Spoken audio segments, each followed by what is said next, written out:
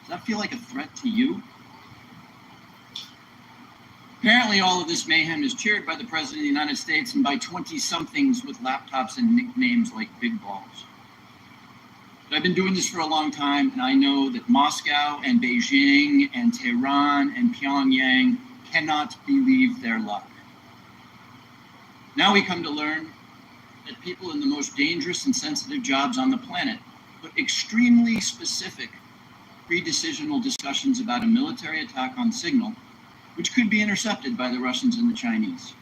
Everyone here knows that the Russians or the Chinese could have gotten all of that information, and they could have passed it on to the Houthis, who easily could have repositioned weapons and altered their plans to knock down planes or sink ships. I think that it's by the awesome grace of God that we are not mourning dead pilots right now. Two general officers sitting at the table and the people who work for all of you know that if they had set up and participated in the Signal chat, they would be gone. And they know that there's only one response to a mistake of this magnitude. You apologize, you own it, and you stop everything until you can figure out what went wrong and how it might not ever happen again. That's not what happened. The Secretary of Defense responded with a brutal attack on the reporter who did not ask to be on the Signal chain. Yesterday, our former colleague Mike Waltz did the same in the White House and then went on Fox to call Jeff Goldberg a loser. What do you think the people who work for you are seeing and learning from that? Now, except for that last part, almost all of the mayhem slowly eroding our safety, our standing, and our security in the world has largely happened outside the IC. If you had a part in that, and I suspect you did, I thank you. I'll say it now and I'll say it again every time we see each other over the next couple of years. You must protect the thousands of patriots who go to work every day under you to keep us safe. You need to go to work every day thinking about their morale, their well-being, and their protection. I've done intelligence oversight for more than a decade. It's my job to ask you the tough questions and maybe even make you uncomfortable. John, I don't ever walk through your lobby and look at those 140 stars on the wall without choking up over the fact that men and women far better than I will give their lives to keep us safe. There's about a dozen people who know all their stories, and you know and I know many of the men and women who have stars on that wall died because of bad decisions or poor judgment by their leaders.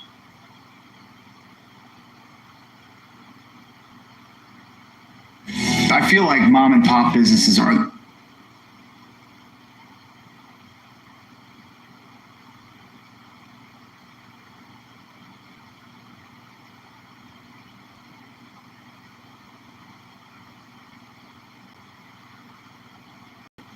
your paramilitary officers.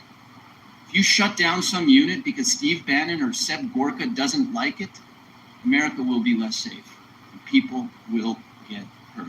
And I and this committee and history will be very uncomfortable.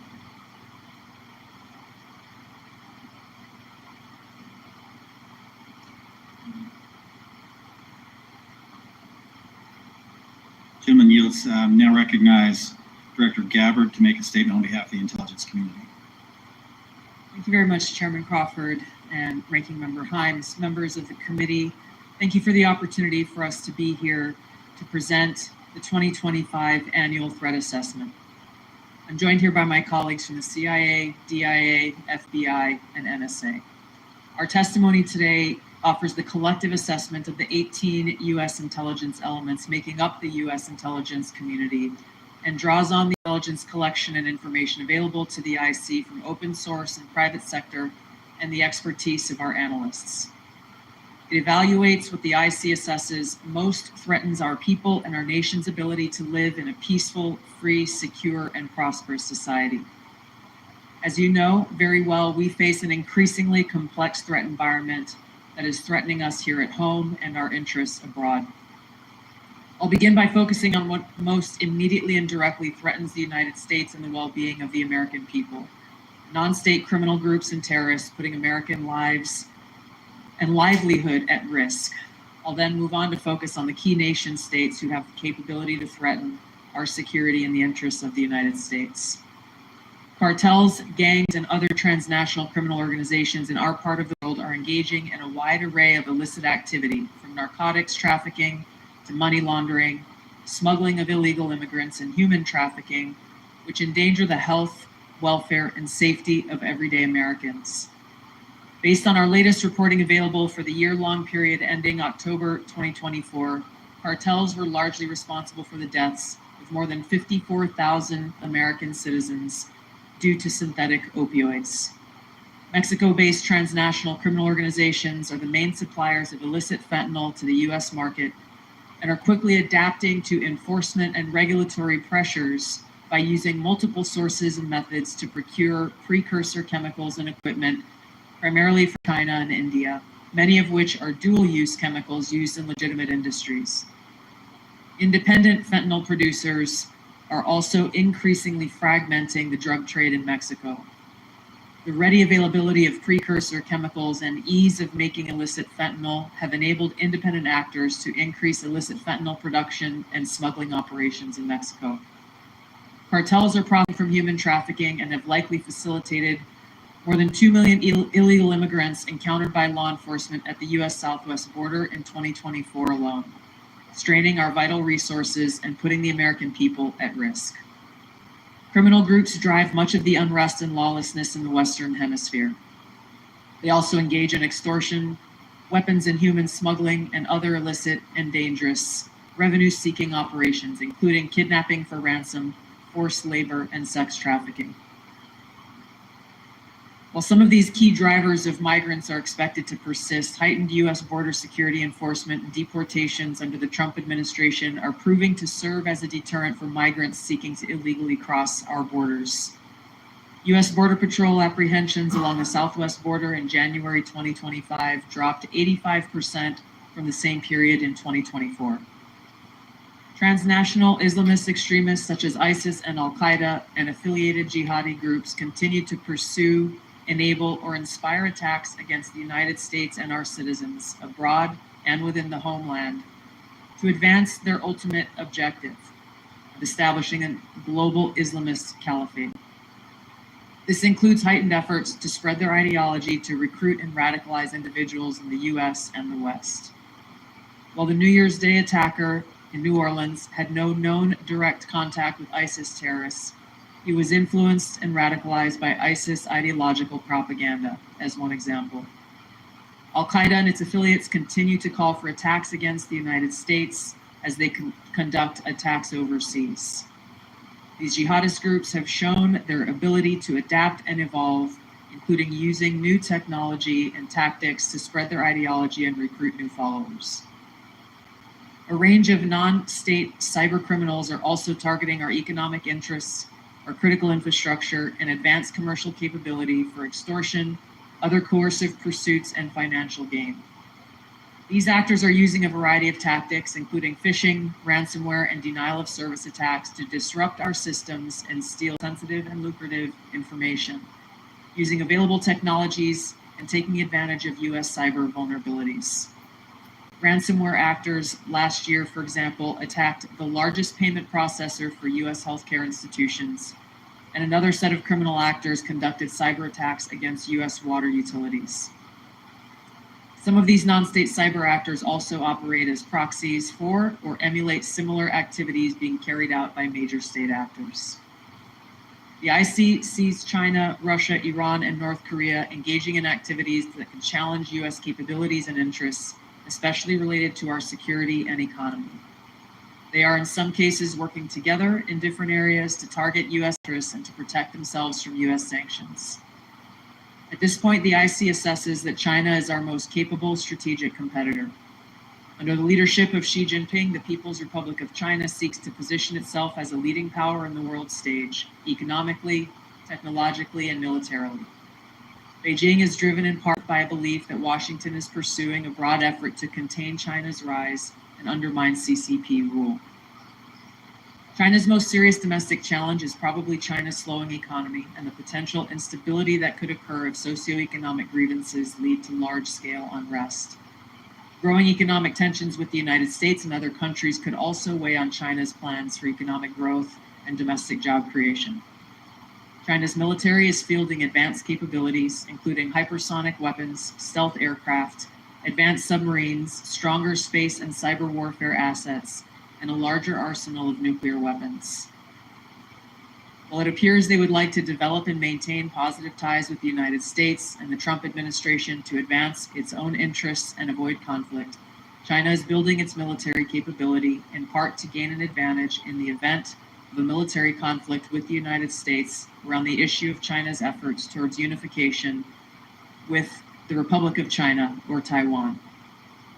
Beijing is advancing its cyber capabilities for sophisticated operations aimed at stealing sensitive US government and private sector information and pre-positioning additional asymmetric attack options that may be deployed in a conflict.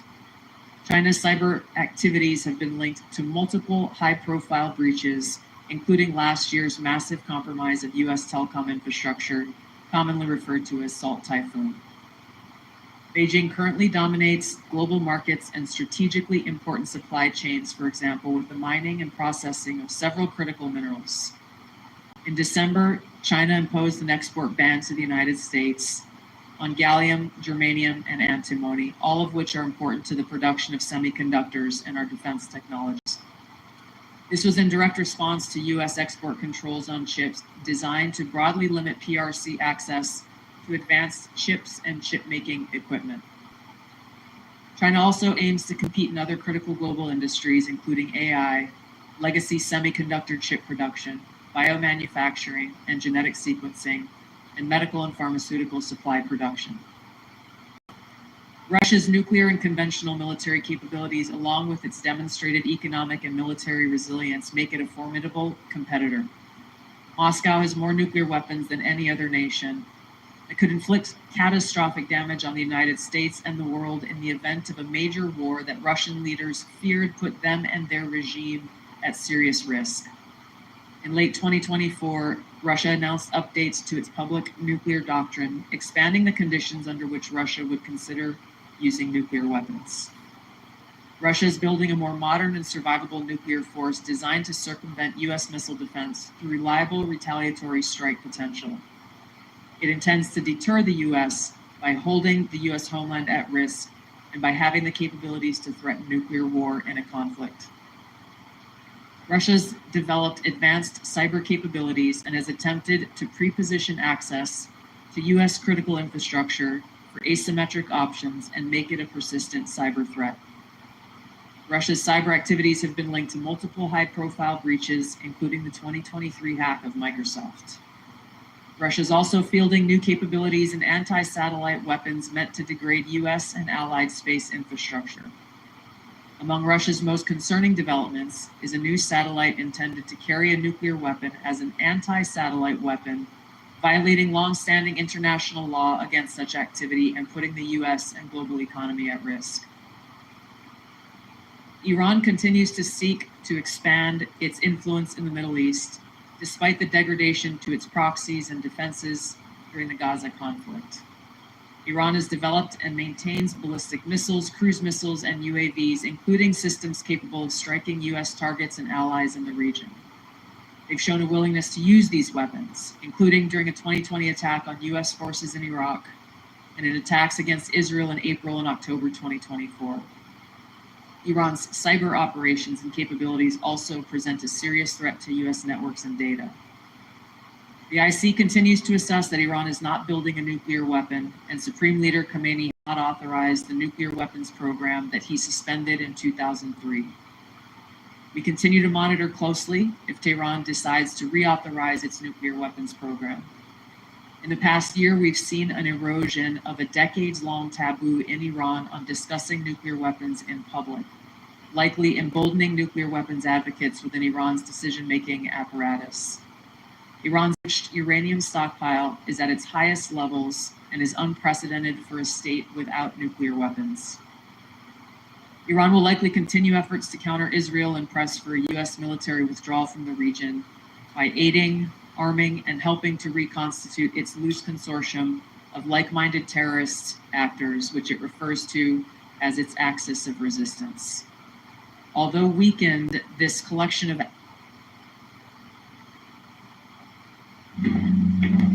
왜 나만 살려둔 거야?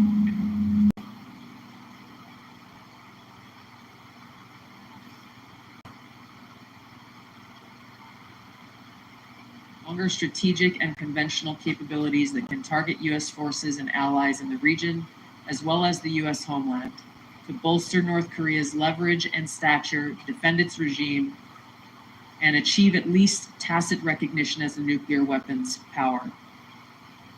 Kim's recently cemented strategic partnership with Russia supports these goals by providing him with greater financial, military, and diplomatic support, reducing its reliance on China, and providing North Korean forces and weapons systems with warfighting experience. Kim views his strategic weapons advances, its deepening ties with Russia, and its economic durability as strengthening his negotiating position against Washington's demands for denuclearization and lessening Kim's need for sanctions relief. Since 2022, China, Russia, Iran, and North Korea have grown closer. Removing the accelerant of the war in Ukraine is unlikely to revert these bilateral relationships to a pre-war 2021 baseline, leaving room for new strategic priorities and world events to create new incentives or challenges to their expanded cooperation. Russia has been a catalyst for much of this expansion, driven heavily by the support it has needed for its war against Ukraine, including protection from US and Western sanctions. In addition to exchange of military and other resource capabilities with North Korea, Russia has relied more heavily on China's financial and defense industry backing and has increased combined military exercises with China. With Iran, Russia has also expanded financial ties to mitigate sanctions. Iran has become a critical military supplier to Russia, especially of UAVs, in exchange for Russian technical support for Iranian weapons, intelligence, and advanced cyber capabilities. The threats that we see to the U.S. to U.S. national security are both complex and multifaceted. In closing, I want to address briefly the Signal chat issue that I know many of you are concerned about.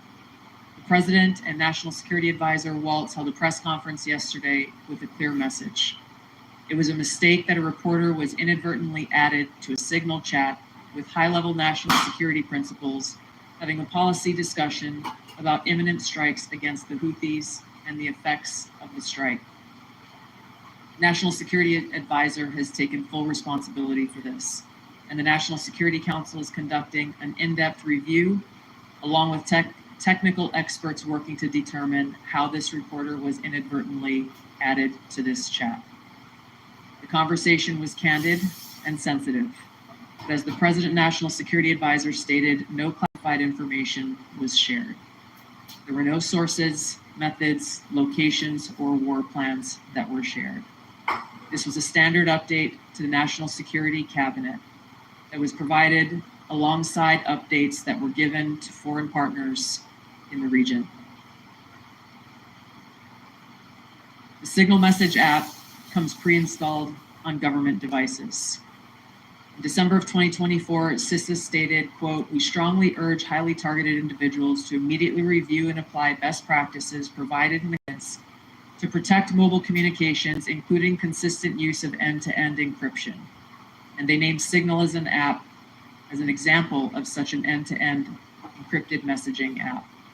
Ideally, these conversations occur in person. However, at times, fast-moving coordination of an unclassified nature is necessary, where in-person conversation is not an option. I'm also aware that a lawsuit was filed yesterday on this issue. As a result of that pending litigation, I'm limited in my ability to comment further on that specific case.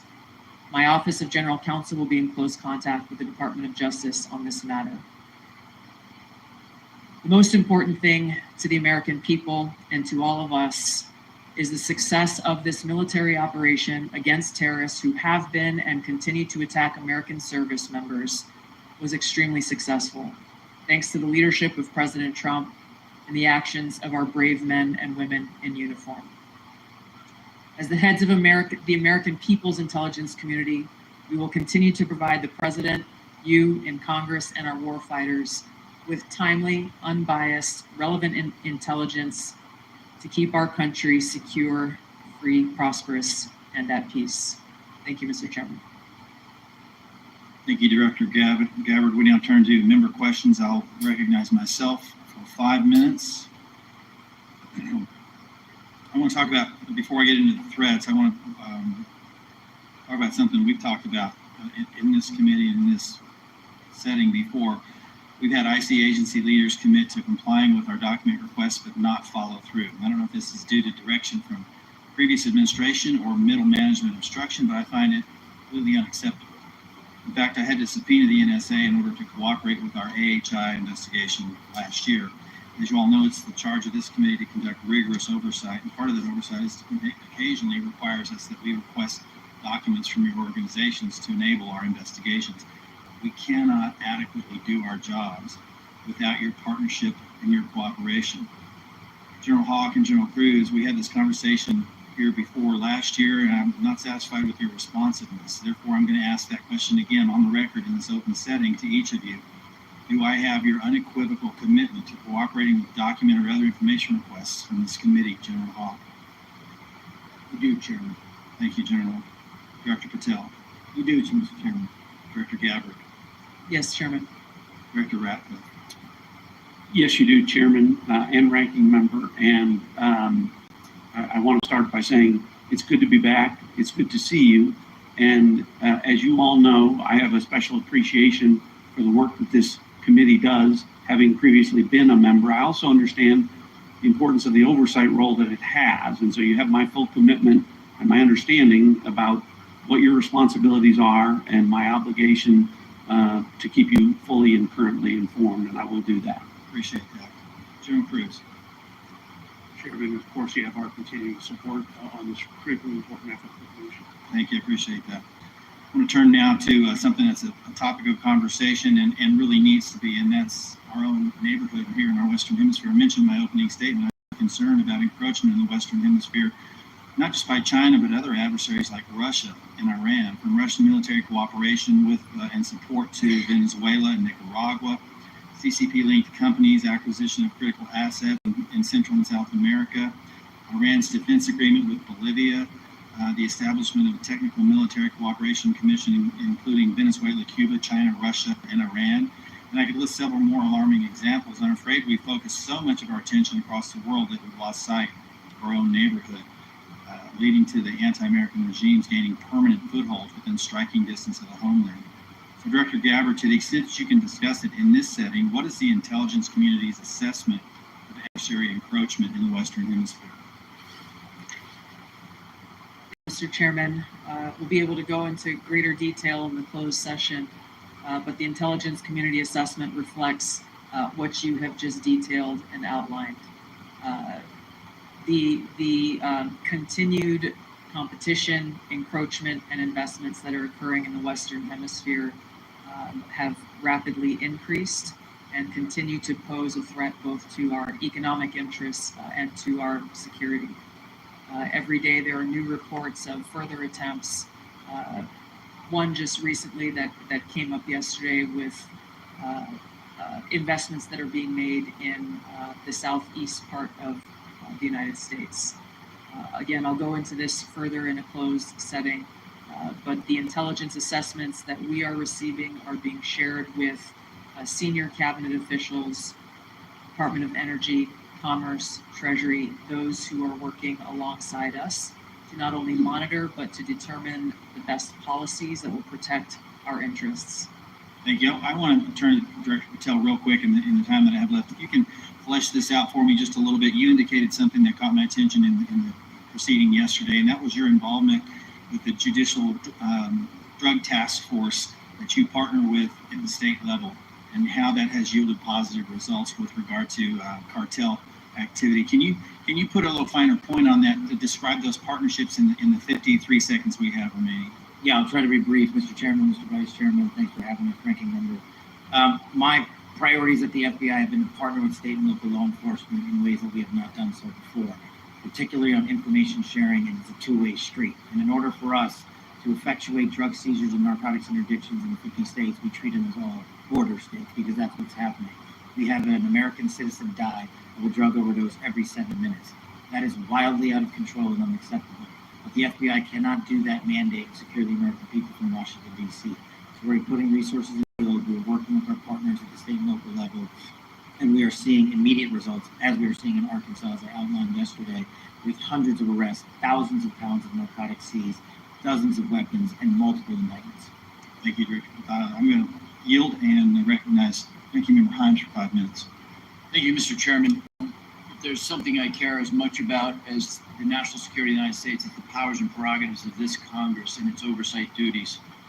So I want to spend a minute or so on yesterday's testimony in front of the Senate and direct these questions in particular to Director Patel and Director Gabbard. Yesterday, Senator Heinrich asked, did this conversation, referring to the signal chat, include information on weapons, packages, targets, or timing? Director Patel, you said not that I'm aware of. Director Gabbard, you said same answer. This morning we learned that the signal chat included the following update, forward-looking update from the Secretary of Defense. Time now, 11:44 Eastern Time. Weather is favorable. Just confirmed with CENTCOM. We are go for mission launch. 12:15 Eastern Time. F-18 launch. First strike package. 13:45 trigger-based F-18 first strike window starts. Target terrorist is at his known location, so should be on time. Also, strike drones launch. MQ-9s. 14:10. More F-18s launch. Second strike. Do either of the directors want to reflect? Senate, you were on the signal check, right? No, Okay, but did you review the material on the signal check? no, I wasn't on it. Director Gabbard?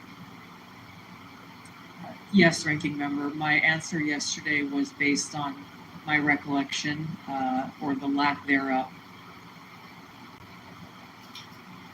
You're a professional technician.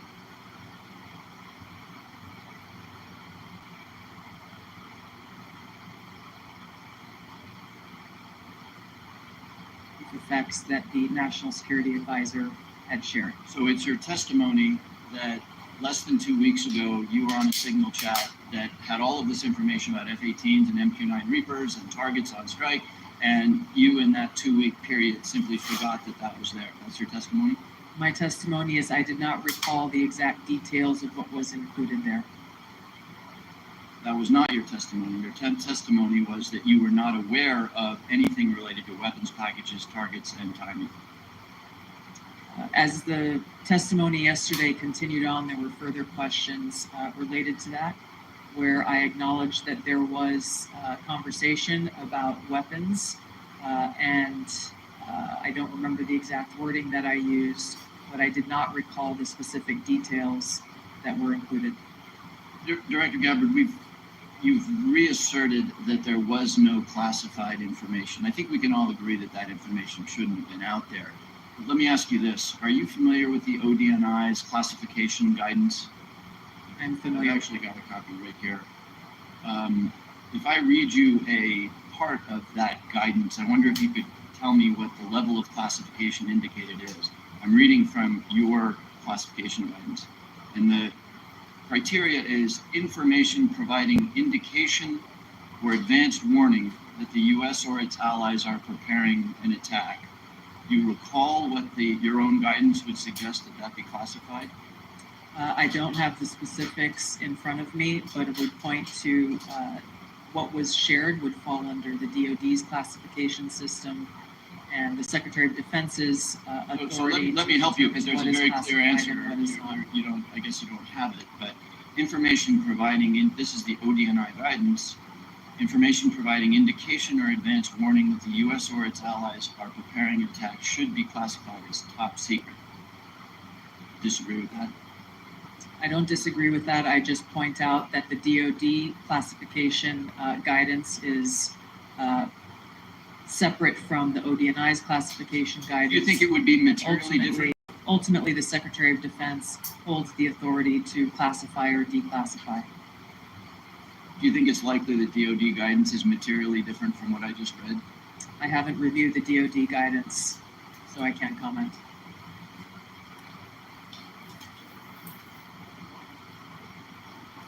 Dr. Gabbard, a lot of this suggests sort of a lack of sobriety. When there's punch emojis and fire emojis, it's a lack of sobriety. I don't mean that literally. But I have one last question for you, because I think people really listen to what you have to say.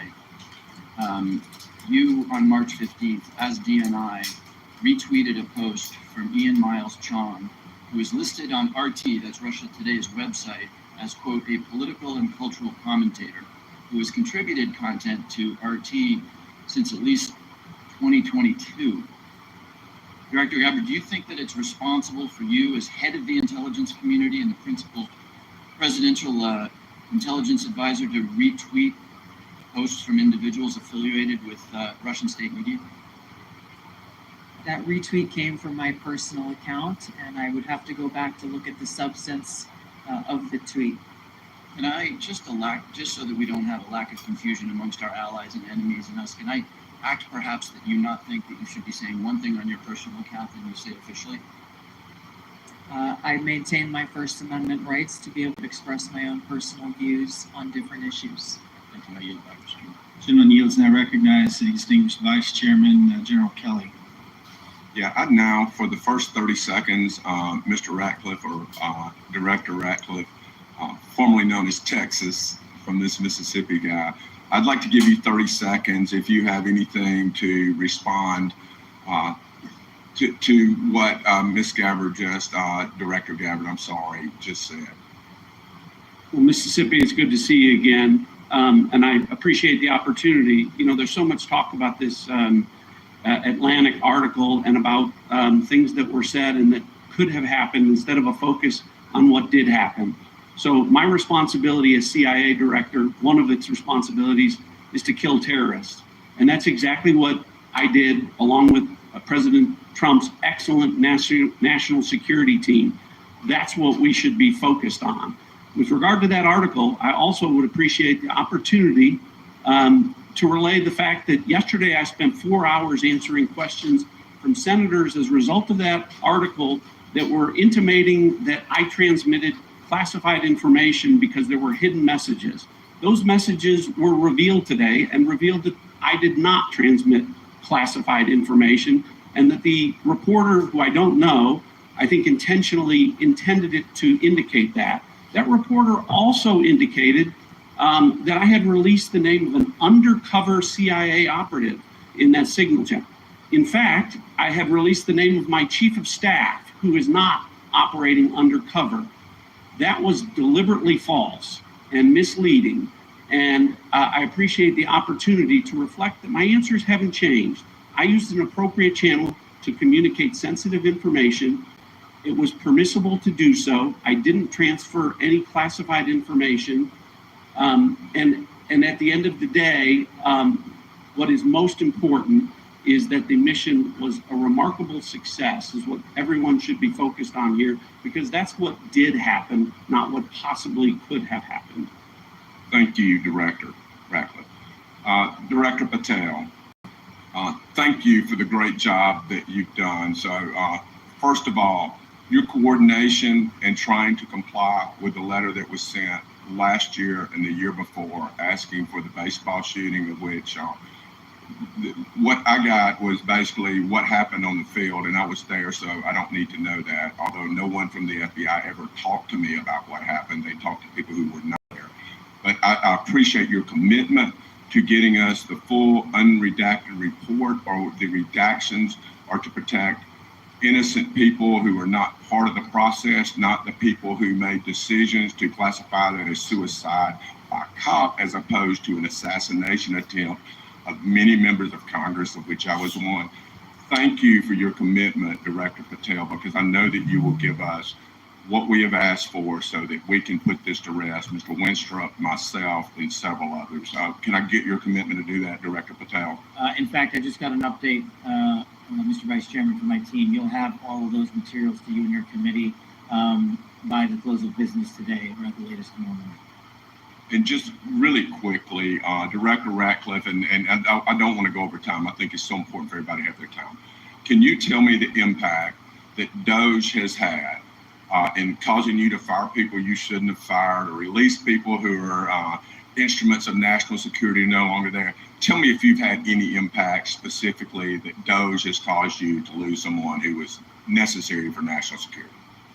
Given the fact that as of this date, no one from DOGE has been on the CIA campus, and I've had no direct communication with DOGE other than conversations with Elon Musk at cabinet meetings, I would say the impact is zero.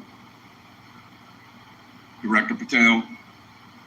I'm in a similar situation. We do work with DOGE on government efficiencies, but I have not seen any negative impact at the FBI.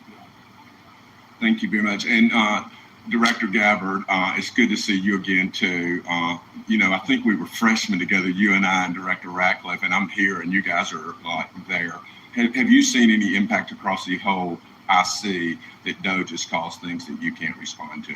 Thank you, Congressman. It's great to see you all again here. The answer is no. Similar with Director Ratcliffe, DOGE has not been at ODNI. The President understands the essential national security mission that we have, and we are going through our own internal assessments to ensure we're achieving the effects in an efficient way that is responsible to the American taxpayer. Yield back, Mr. Chairman. Gentleman yields. Mr. Carson. Thank you, Chairman. The witnesses, many of whom I've worked with in the past. It appears that this year's report omitted any discussion of transnational concerns like global health security, infectious diseases, and the role of conflict, violence, and political instability play as drivers of migration, coupled with the administration's cuts to USAID and other international assistance, particularly health and humanitarian assistance. Won't these reductions and eliminations increase regional instability and volatility in areas already at high risk of threats? Was the IC consulted at all in the decisions to eliminate such critical funding, and why weren't these risks included in this year's report? Thank you for the question, Congressman. The direction that I gave to our National Intelligence Council as they were putting together the annual threat assessment was to focus on the most direct and extreme threats that we face from non-state and state actors. While I acknowledge the factors that you've mentioned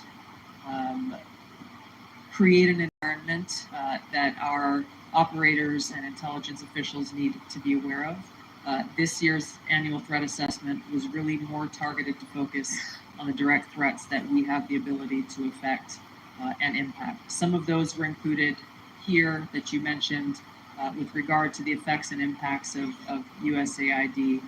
That assessment has not yet been done, at least to my knowledge, and was not considered to be included here. Director Patel, this year's assessment, sir, confirms a threat I've worked on for a number of years: domestic extremists, including lone wolves, white nationalists motivated by racial or anti-government grievances, even religious grievances. Mr. Director, a few yes or no questions.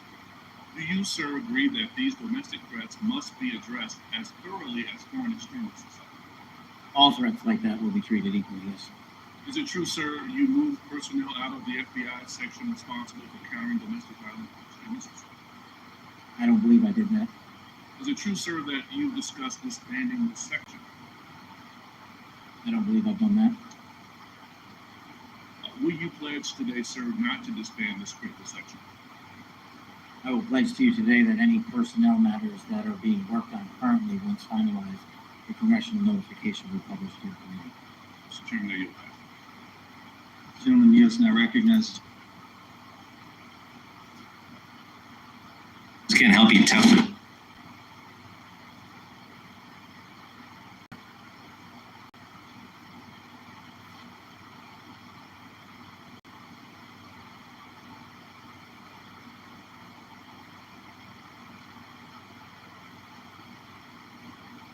Section 702, and I think laid out a compelling narrative on how, as you described it, quote, how indispensable it is to national security.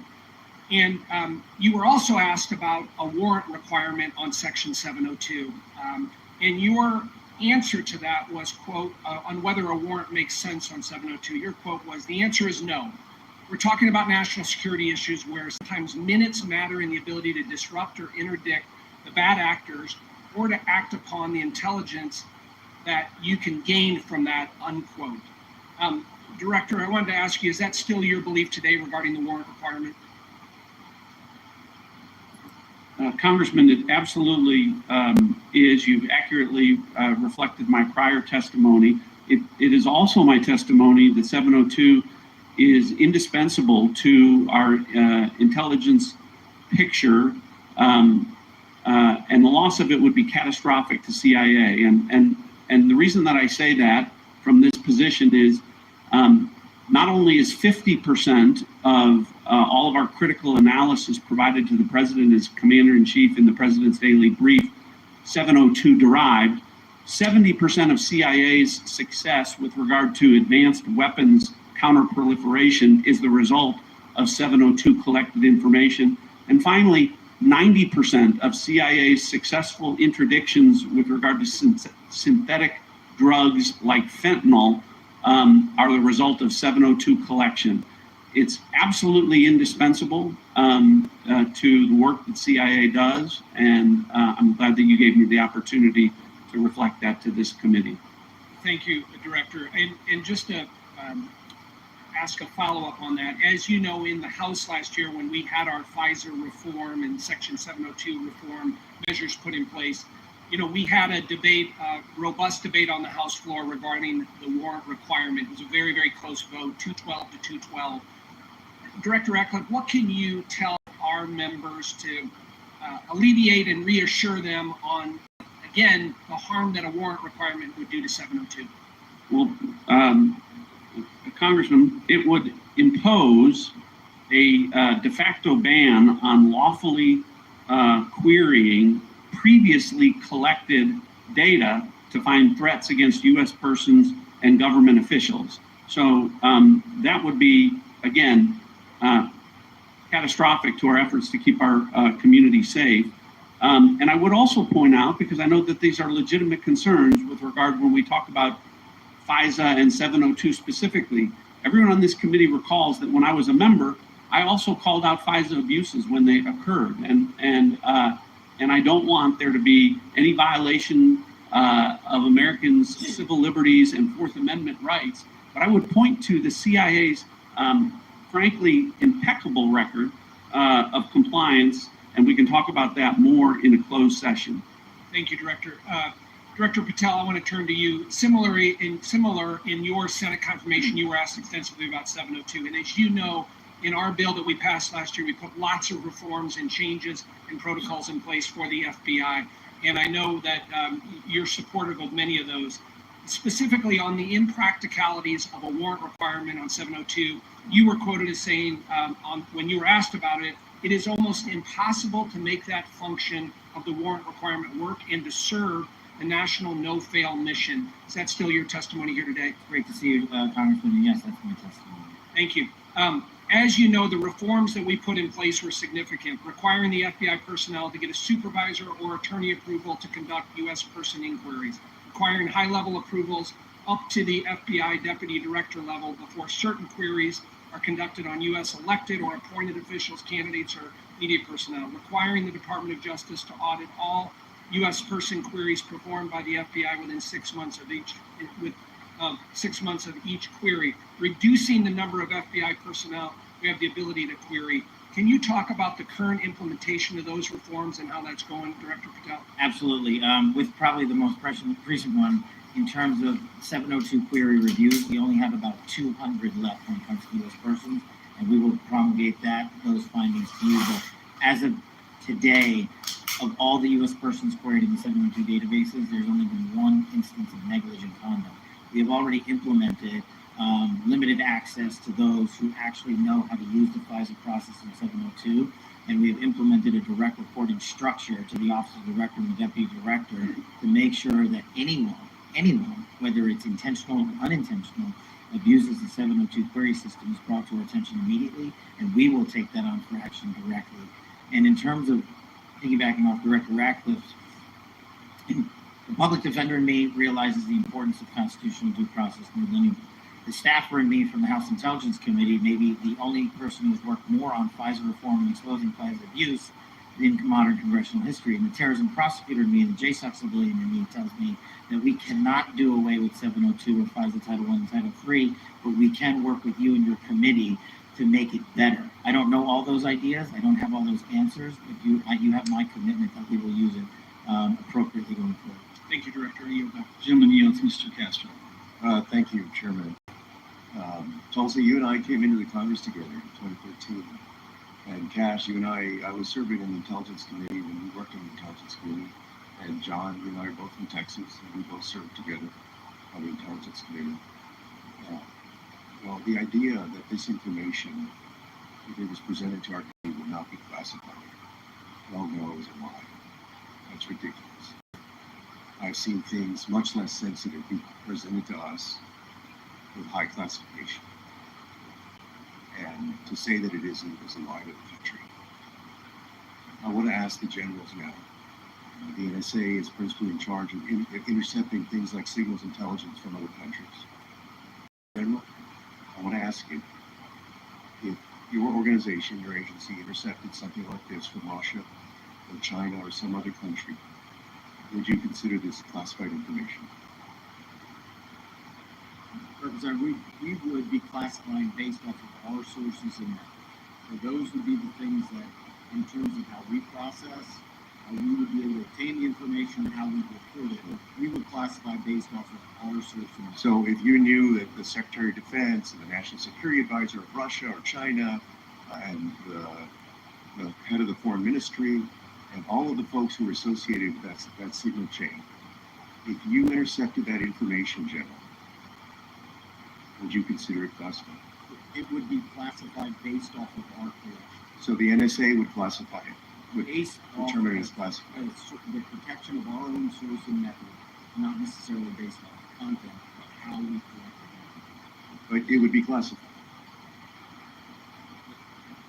We certainly wouldn't be collecting on a U.S. person conversation. No, I understand. I'm saying if you did your job and collected it from the Russian Foreign Ministry and the National Security Advisor and the Secretary of Defense and the President's Chief Advisor, there is no way, having sat on this committee for 9 years, that somebody would come in with that information and give us something that says unclassified. You can walk out of this room with this information and give it to whomever you want.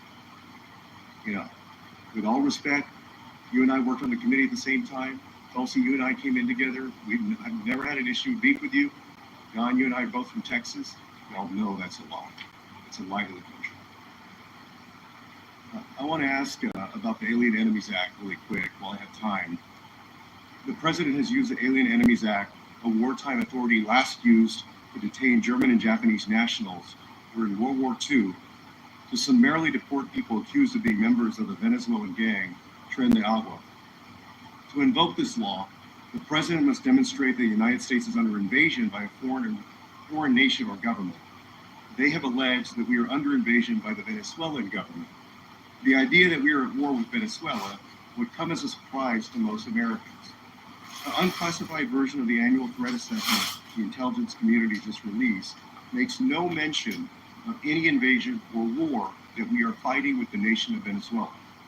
You would think our nation being at war would merit at least a small reference in this threat assessment. Director Ratcliffe, does the intelligence community assess that we are currently at war or being invaded by the nation of Venezuela? We have no assessment that says that. Thank you. In invoking the law, the president alleged that Tren de Agua is, quote, undertaking hostile actions against the U.S. at the direction, clandestine or otherwise, of the Maduro regime in Venezuela.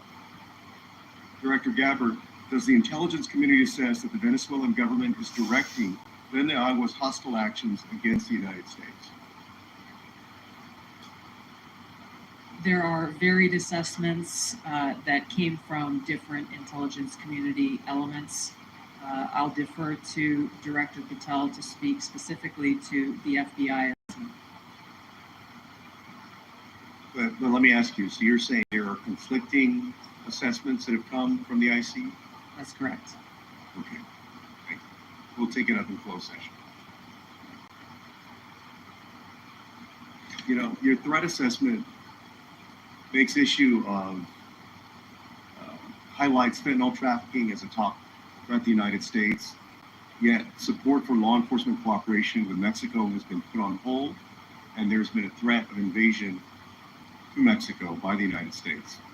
You assess that Russia's advanced cyber capabilities make it a persistent counterintelligence cyber threat, yet the administration shut down the unit at the Cybersecurity Infrastructure Agency tasked with stopping Russian cyber attacks. There's so many other ways that the actions of this administration have contradicted this threat assessment, and the administration is making the world and the United States more dangerous. You're back. Gentleman yields.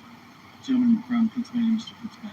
Thank you, Chairman Crawford. Thank you to all of our witnesses for being here. I look forward to working with each and every one of you to keep our country and our planet safe. I wanted to carry on the topic of Section 703 authorization. Representative Woodward and I did a lot of work on this over the past 2 years. As you all know, last Congress, this committee worked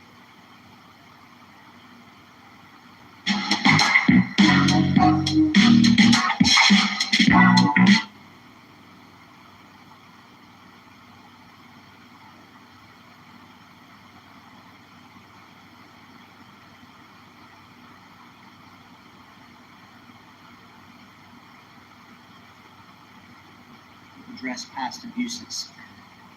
This was the largest single reform of the FBI and the IC in a generation, making sure that there are appropriate compliance guardrails that enhance accountability while still protecting the critical tools necessary for our nation's security. Just to name a few, in 2009, Section 702 protected our nation from an attack by an Al-Qaeda member who intended to detonate explosives in the Manhattan subway lines. In 2014, Section 702 helped prevent attacks by assisting in the removal of ISIS leader Haji Imam. In 2022, Section 702 contributed to the U.S. government's operation against the last remaining 9/11 architect, Ayman al-Zawahiri. And as we saw in the horrendous attacks of October 7th, an attack on the people of Israel, where Hamas killed over 1,200 innocent civilians, intelligence collection is essential to the safety and security of our population. We must never, ever see another attack the likes of 9/11, especially as a result of self-inflicted intelligence failure.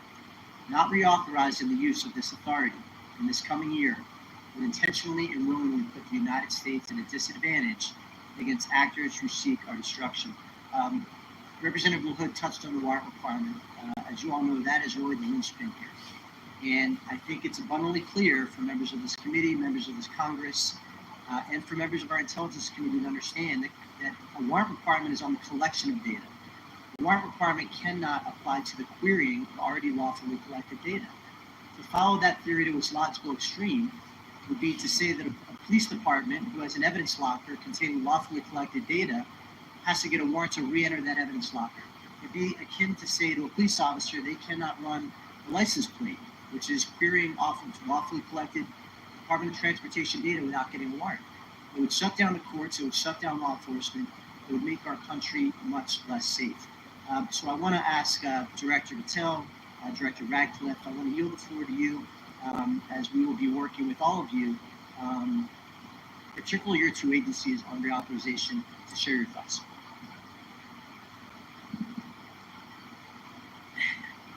So, it's great to see you, sir, and thanks for the question. Look, on 702, just to flesh out some of the more specific operational use that I have, it specifically relates to what you just said. When I was a terrorism prosecutor, we used 702 directly to prevent the shopping mall in Houston from being blown up. We used 702 collection directly to prevent an attack on the state capitol in the state of California.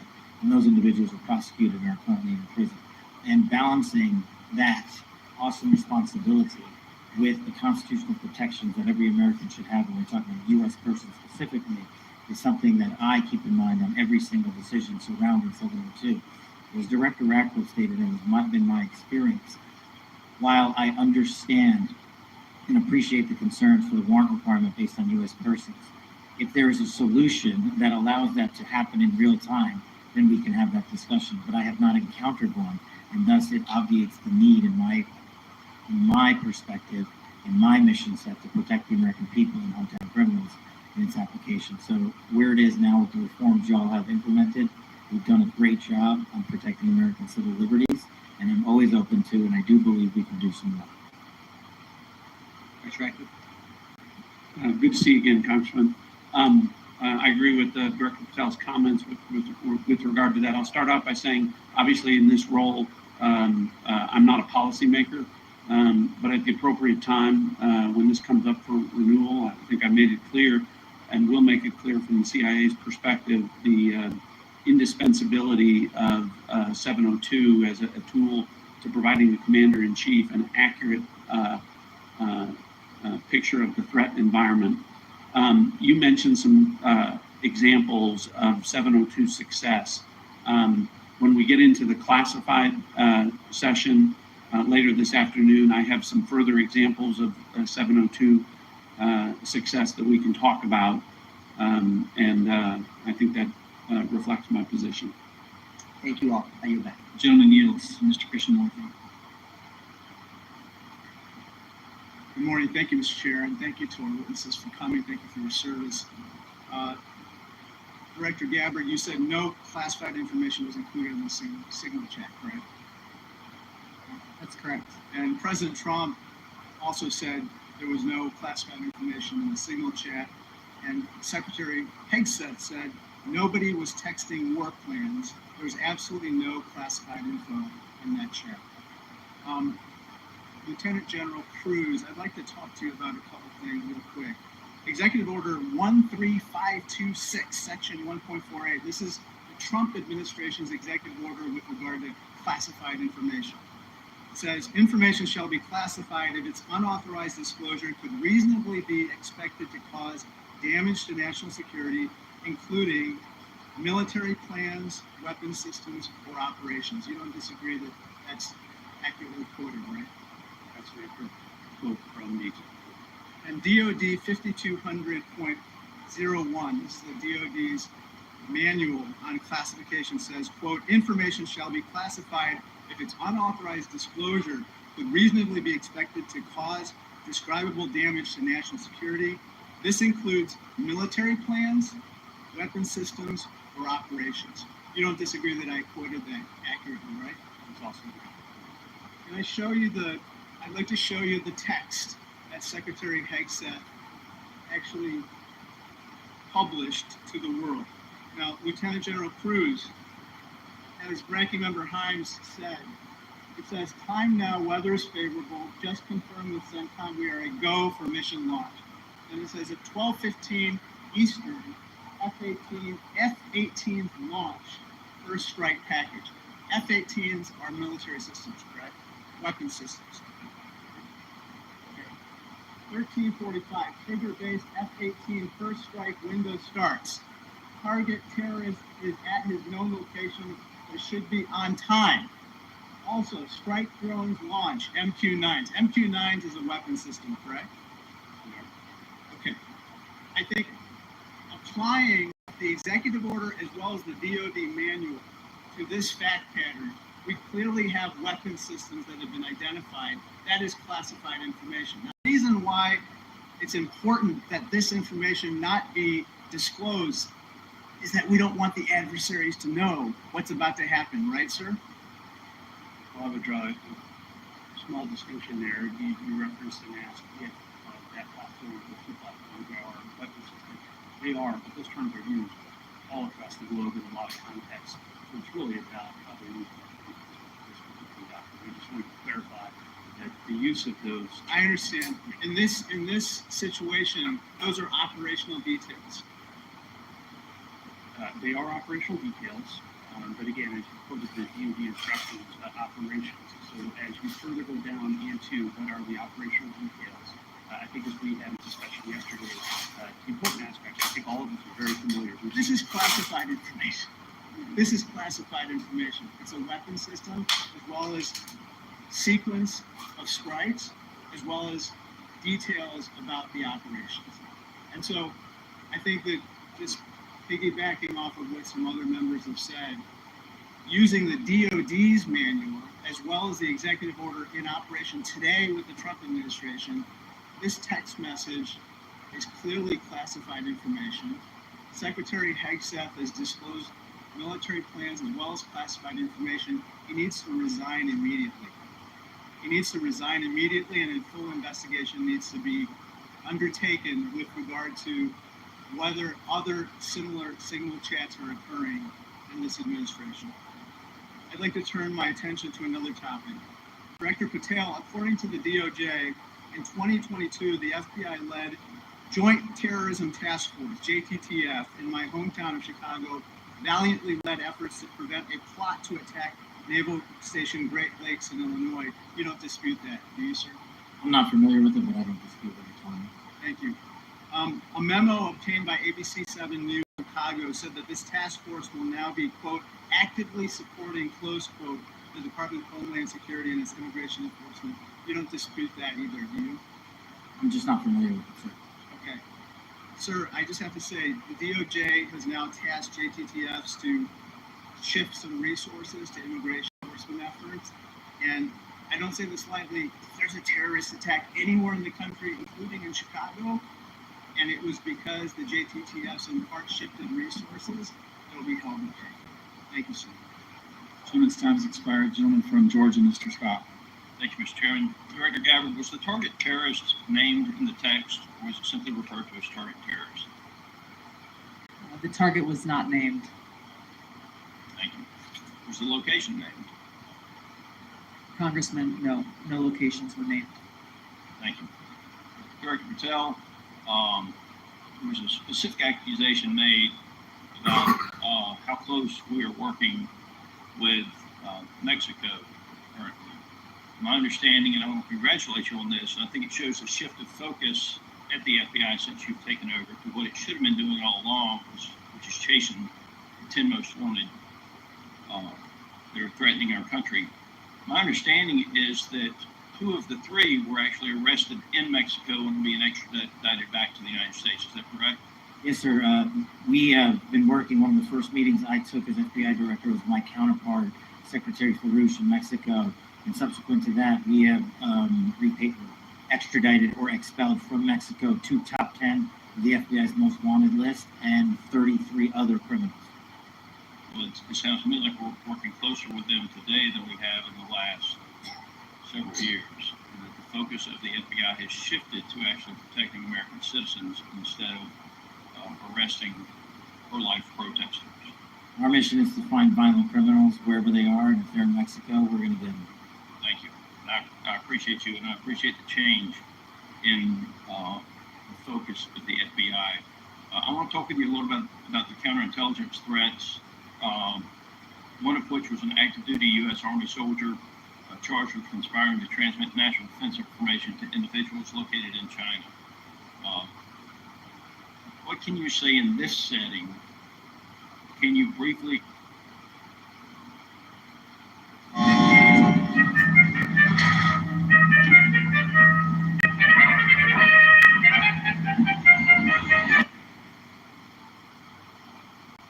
Generally speaking, on counterintelligence and countering espionage, whether it's from adversaries like the CCP, Russia, Iran, or otherwise, we have prioritized them as an equally violent criminal enterprise seeking to do harm to our critical infrastructure and also to exploit and steal our data, whether it's government or private personnel.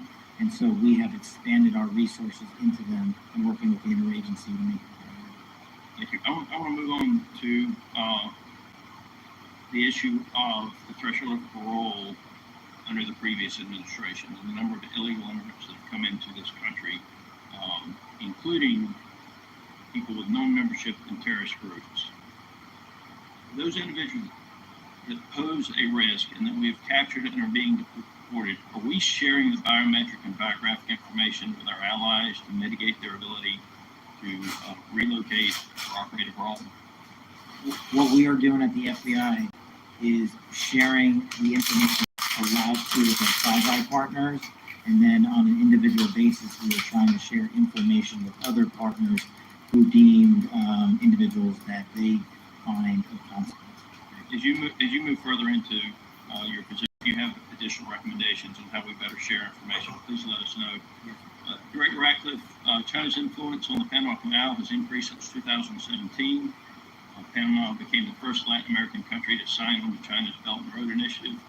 Can you talk about not just China embedding itself into the various canal-related sectors and operations, but what other areas in Central and South America, China and others increase their presence, and what examples concern you the most? Thanks, Congressman. Appreciate the question. I do want to comment. The question before about